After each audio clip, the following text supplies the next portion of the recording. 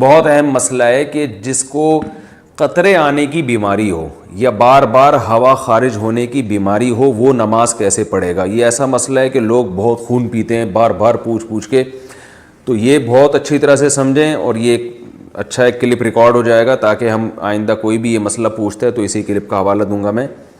مسئلہ خوب اچھی طرح سمجھیں. اس بارے میں ہمارے پاس حمنہ بنت جہش رضی اللہ تعالی عنہ اور زینب بنت جہش رضی اللہ تعالی عنہ کی احادیث موجود ہیں کہ ان کو لیکوریا کی بیماری تھی, بار بار ان کو بلیڈنگ ہوتی تھی.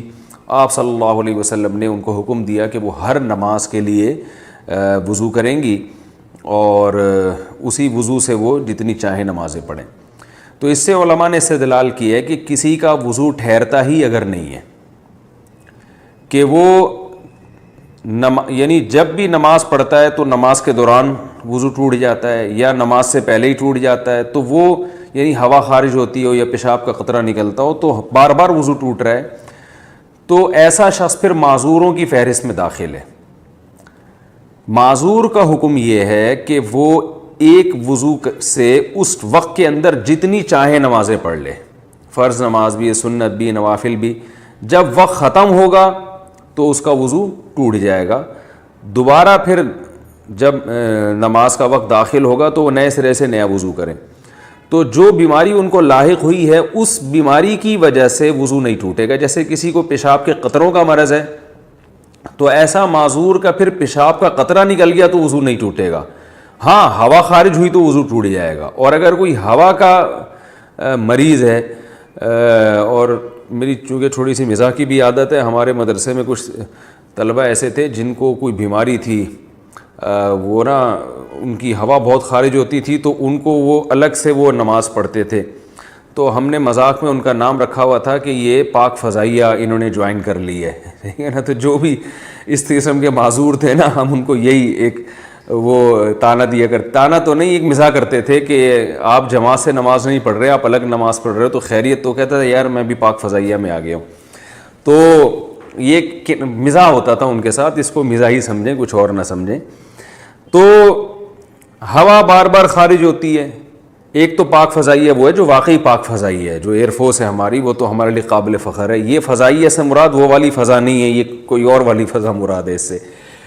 تو بار بار کسی کی ہوا اگر خارج ہو رہی ہے, بار بار پیشاب کا قطرہ خارج ہو رہا ہے اور نماز کے دوران بھی قطرہ خارج ہو جاتا ہے, تو پھر اس کے لیے حکم یہی ہے کہ وہ اسی وضو سے جتنی چاہے نمازیں پڑھے. جب نماز کا وقت ختم ہوگا, نیا وقت داخل ہوگا, تو نئے وضو سے پھر وہ نئی نمازیں, وہ جتنی نمازیں چاہے پڑھیں گا.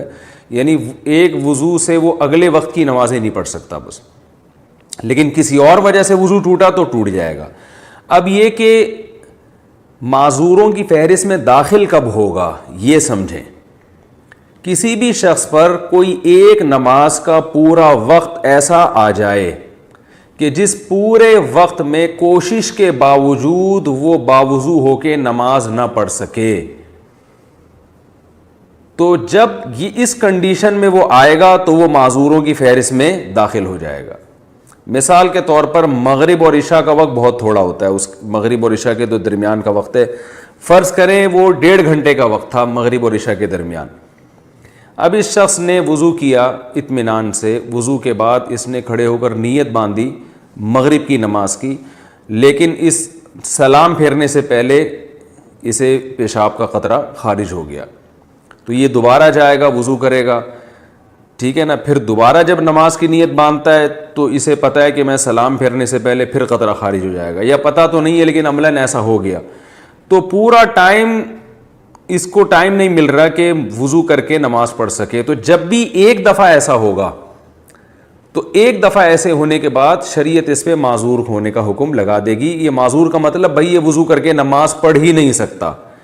تو جب ایک دفعہ معذوروں کی فہرست میں داخل ہو گیا تو اب ہر نماز میں یہ ضروری نہیں ہے کہ پورا ٹائم اسے یہ قطرہ آتا رہے, کیونکہ یہ تو بڑا حرج ہو جائے گا نا, پورا ٹائم کون چیک کرتا رہے گا. تو ایک دفعہ جب معذوروں کی فہرست میں داخل ہو گیا تو اب وہ ہمیشہ کے لیے معذوروں ہی کی فہرست میں رہے گا. اب اس معذوروں کی فہرست سے نکلے گا اس وقت جب پورا ٹائم نماز کا گزر جائے اور ایک دفعہ بھی قطرہ خارج نہ ہو. یعنی آپ یوں سمجھ لیں کہ مغرب سے عشاء کے دوران اس نے تجربہ کر کے دیکھا کہ بھئی میں پورا ٹائم گزرتا ہے نماز نہیں پڑھ پاتا میں، اور وہ قطرہ خارج ہو جاتا ہے، تو یہ نوٹ کر لے کہ بھئی میں معذوروں کی فہرست میں داخل ہو گیا۔ اب عشاء کی نماز کا جب وقت داخل ہوگا تو یہ ایک دفعہ وضو کرے، اب فجر تک اس کا وضو باقی رہے گا، کسی اور وجہ سے ٹوٹ گیا تو الگ بات ہے، سونے سے ٹوٹ گیا یا ہوا خارج ہو گئی تو الگ بات ہے، لیکن اس کو جو معذوری ہے نا قطرہ نکلنے کی، اس قطرہ نکلنے سے اس کا وضو نہیں ٹوٹے گا۔ تو اب یہ نہیں کہ اب یہ عشاء سے لے کے فجر تک چیک کرتا رہے کہ ہر تھوڑی دیر میں نکل رہا ہے قطرہ، نہ ایک دفعہ تو چیک کرنا پڑے گا اس کو کہ پوری نماز کے ٹائم میں قطرہ نکلتا رہتا ہے۔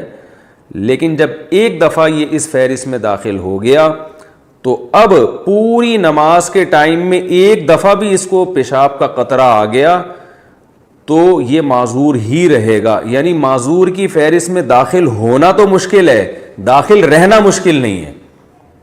یہ خوب اچھی طرح سمجھیں، جب داخل ہو گیا تو اب داخل ہی رہے گا۔ اب یہ صحت مند لوگوں کے حکم میں اس وقت آئے گا جب پوری نماز کا ٹائم گزر جائے اور ایک دفعہ بھی اسے قطرہ خارج نہ ہو تو ہم کہیں گے اب یہ ٹھیک ہو گیا ہے، کیونکہ پوری نماز کے ٹائم میں ایک دفعہ بھی قطرہ خارج نہیں ہوا۔ تو جب ٹھیک ہو جائے گا پھر یہ عام لوگوں کے حکم میں آ جائے گا کہ جیسے عام لوگ